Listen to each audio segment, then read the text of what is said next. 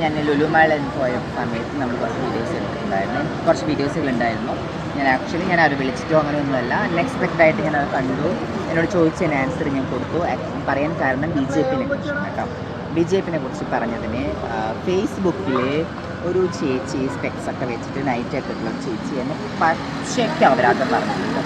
ഞാൻ സംസാരിച്ചത് വേറൊരു വ്യക്തിയെക്കുറിച്ചൊന്നുമല്ല, ഒരു പാർട്ടിയെക്കുറിച്ചാണ് സംസാരിച്ചത്. സോ ആ ചേച്ചി വന്നിട്ട് എന്നെ പറയാവുന്ന അതിലപ്പുറത്തേക്ക് ആ ചേച്ചി സംസാരിച്ചിട്ടുണ്ട്. തിരിച്ച് എനിക്ക് മറുപടി എൻ്റെ ഇൻസ്റ്റയിലൂടെയോ അല്ലെങ്കിൽ എൻ്റെ ഫോണിലൂടെ എനിക്ക് കൊടുക്കാൻ അറിയാഞ്ഞിട്ടല്ല.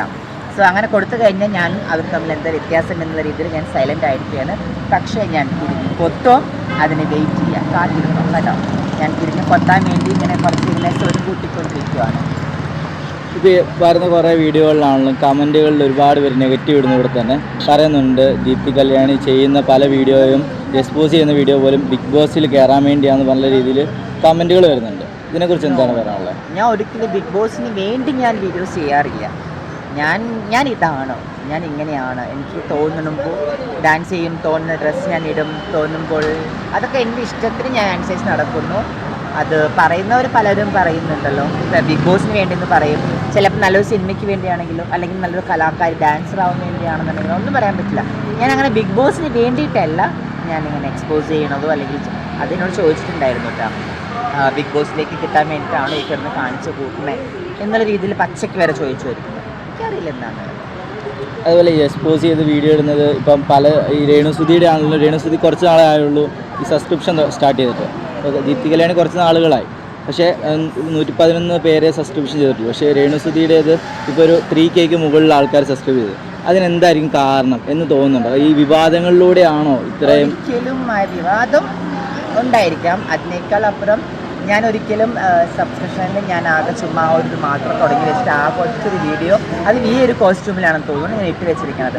അതല്ലാതെ ഞാൻ അത് ഓപ്പൺ ചെയ്തിട്ട് പോലും ഇല്ല. എനിക്കത് അറിയത്തില്ല എന്നല്ല, ഞാൻ ഓപ്പൺ ചെയ്തിട്ടില്ല. ചേച്ചി അത് വീഡിയോ ഇരിക്കുന്നുണ്ട്, ലൈവിൽ ഇരിക്കുന്നുണ്ടോ എന്നുള്ളത് അത് എനിക്കറിയത്തില്ല.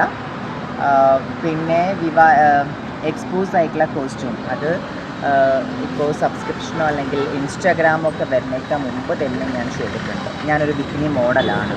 എനിക്ക് തോന്നുന്നു എറണാകുളത്ത് കേരളത്തിലൊക്കെ ബിക്കിനി ഷോ പണ്ട് കൊച്ചിയിലുള്ള സമയത്ത് ഞാൻ ചെയ്തിട്ടുണ്ട്. കൊച്ചിയിൽ ഐലൻഡിൽ ഞാൻ ചെയ്തിട്ടുണ്ട്. ആൻഡ് ഫോട്ടോഷൂട്ട് ഒത്തിരി ക്രിസ്മസിന് വരെ ഞാൻ ബിക്കിനി ഫോട്ടോഷൂട്ട് ചെയ്തിട്ടുണ്ട്.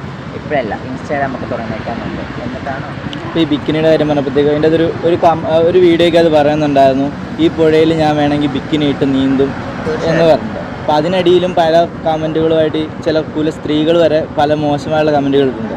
കുലസ്ത്രീകൾ പറയാനിരിക്കുകയാണെങ്കിൽ നമ്മൾ നൈറ്റ് ഇട്ട് വീട്ടിലിരുന്നാലും അവർക്ക് വേറെ ഒരു പണില്ല, ചൊറിയും കുത്തിയിരിക്കുവാണ്. അവർ പറയാനുള്ളത് പറയും. അത് ഞാൻ നൈറ്റ് ഇട്ടായാലും പർദ്ദയിട്ടായാലും ബിക്കിനിട്ടായാലും എന്തിട്ടാലും അവർ കുറച്ച് പേരുണ്ട്. ഞാൻ എടുത്ത് പറയാം, ഞാൻ ജാസി, രേണു ചേച്ചി ആൻഡ് കുറച്ച് പേരെന്നെ ഇങ്ങനെ കാത്തിരിക്കുകയാണ്. അവർ ഇന്ന് രാവിലെ എന്ത് വീഡിയോ ആണ് ഇടുന്നത്, അത് ഇട്ട് കഴിഞ്ഞാൽ അതിൽ ചേർന്നെടുത്ത് സംസാരിക്കും. അതായത് ഈ ട്രാൻസ് കമ്മ്യൂണിറ്റിക്ക് ഏറ്റവും മോശകരമായ ഒരു വ്യക്തിയാണ് ഈ ജാസി എന്ന് പറയുന്നത്.